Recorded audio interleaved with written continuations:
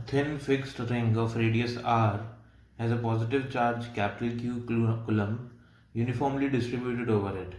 A particle of mass m and charge minus q is displaced on the axis at a distance x from the center of the ring. Show that the motion of minus q is shm.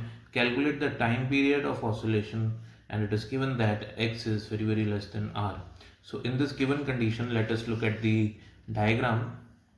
यहाँ पे हमको ये दिया हुआ है कि एक ring है हमारे पास जिसकी रेडियस आर है और उस पर जो टोटल चार्ज है वो कैपिटल क्यू है.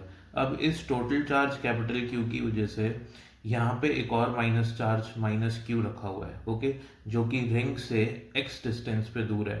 अब क्वेश्चन ये कह रहा है कि आपको ये पता लगाना है कि ये जो माइनस क्यू चार्ज है ये एस एच एम करता है, ओके, और उस एस एच एम का टाइम पीरियड क्या होगा.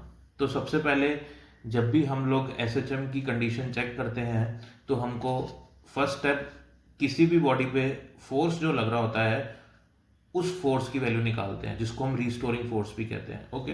तो रीस्टोरिंग फोर्स जो इसको इस माइनस क्यू चार्ज को इस पूरी रिंग अपनी तरफ अट्रैक्ट कर रही होगी तो उसको हम रीस्टोरिंग फोर्स कहेंगे. तो force at P due to the ring will be minus Q into E. E is the electric field due to the ring at point P. ये हम लोग पहले लेक्चर्स में ही कैलकुलेट कर चुके हैं. तो minus Q multiply by K Q X upon R square plus X square to the power 3/2. अब इसको फर्दर सॉल्व करेंगे हम लोग. हमको क्वेश्चन में गिवन है कि x is very less than r. So if x is very less than r then denominator में हमारे पास r square to the power 3/2 ही रह जाएगा, ओके. तो इसको सॉल्व करेंगे तो r क्यूब रह जाएगा डिनोमिनेटर में. Now what I can write in the value of force. Force is equals to mass into acceleration. Mass of the charged particle is also given. Charged particle का mass हमको m given है question में.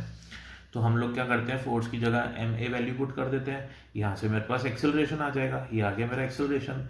अब आप यहाँ पे एक point note करिए कि हमने 11th क्लास में पढ़ा हुआ है थ्योरी लेक्चर्स में कि जब acceleration is proportional to minus X, when acceleration is proportional to minus X, यह किसकी कंडीशन होती है, यही एस एच एम की कंडीशन होती है. ये कंडीशन ये शो करती है कि जो पार्टिकल है, जो बॉडी है, वो एस एच एम करेगी, ओके. तो एक चीज हमको और भी पता है कि एस एच एम में एक्सेलरेशन जो होता है वो that is equals to minus omega square X. अब एक इक्वेशन हमारे पास एक्सेलरेशन की ए है, दूसरी जर्नल इक्वेशन है एक्सेलरेशन की. तो दोनों को कंपेयर कर लेते हैं. तो दोनों को इक्वेट करके हम लोग क्या लिख सकते हैं, minus omega square X is equals to minus of K Q Q upon M R cube into x.